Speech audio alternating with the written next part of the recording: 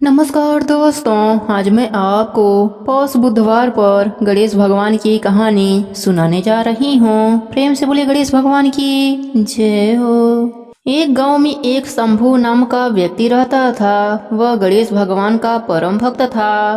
गणेश भगवान की भक्ति उसे पिता से विरासत में मिली थी। वह रोज प्रभु को भोग लगाता, आरती करता, उसके बाद ही वह कुछ खाया करता था।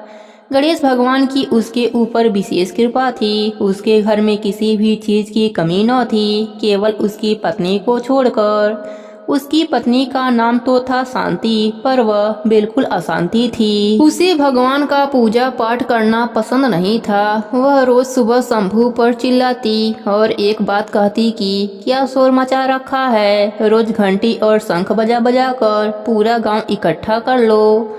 वह बहुत समझाता, पर वह कहाँ समझने वाली थी। एक दिन शंभू को किसी काम से बाहर जाना पड़ा। उसने अपने पत्नी से बड़े प्रेम भाव से बोला, शांति सुनो, मुझे एक दिन के लिए बाहर जाना है। इतना सा काम कर देना कि प्रभु के भोग का ध्यान रख देना, नहीं तो मेरे प्रभु भूखे ही रह जाएंगे। शांति ने अनमने मन से बात सुनी। जब शंभू चला गया तो उसे एक उल्टी चाल सूझी। उसने सोचा, यदि गणेश भगवान को ही घर से बाहर निकाल दूं तो रोज रोज की आरती, पूजा, भोग और शोर शराबे का झंझट ही खत्म हो जाएगा।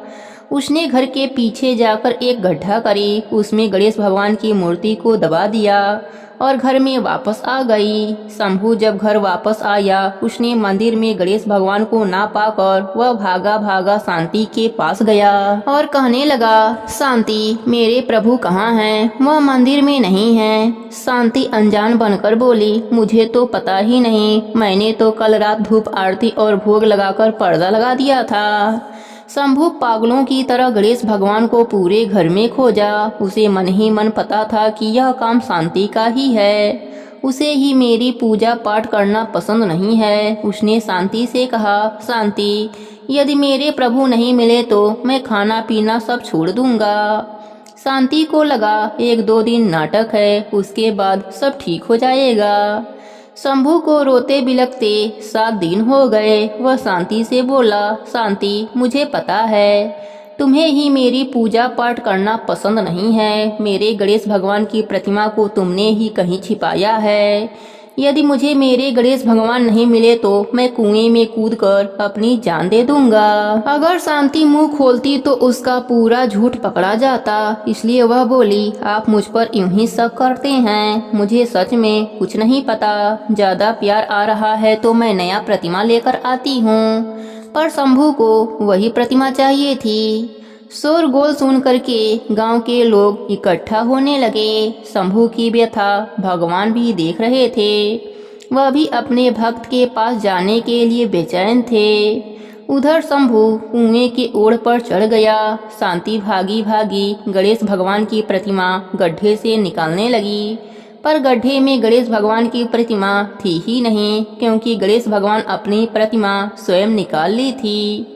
गणेश भगवान बालक का रूप लेकर आए और अपनी प्रतिमा निकाल करके शंभू के पास पहुँचे और बोले, काका, यही प्रतिमा है, आप इसे ही ढूंढ रहे हैं क्या?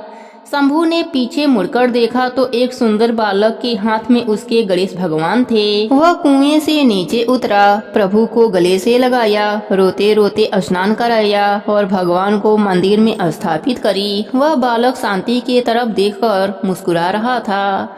शांति सोच में पड़ गई कि इस मूर्ति का पता इस बालक को कैसे चला।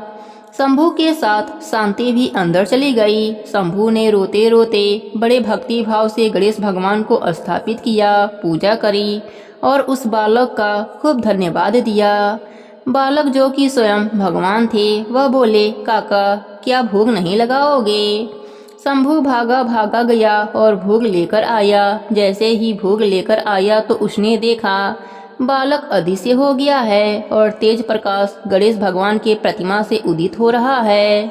वह बालक का अदृश्य होना और तेज प्रकाश पुंज का आना शांति को अपने भूल का पश्चाताप होने लगा। वह दोनों समझ गए कि स्वयं गणेश भगवान जी अपनी प्रतिमा लेकर स्वयं स्थापित होने के लिए आए थे, मुझे दर्शन देने के लिए आए थे। दोनों भाव विभोर हो गए। उस रात भगवान ने उसे दर्शन दिया और कहा, मेरे साथ साथ शुभ लाभ, रिद्धि सिद्धि, सुख वैभव और लक्ष्मी जी सदा सदा तुम्हारे घर में वास करेंगी।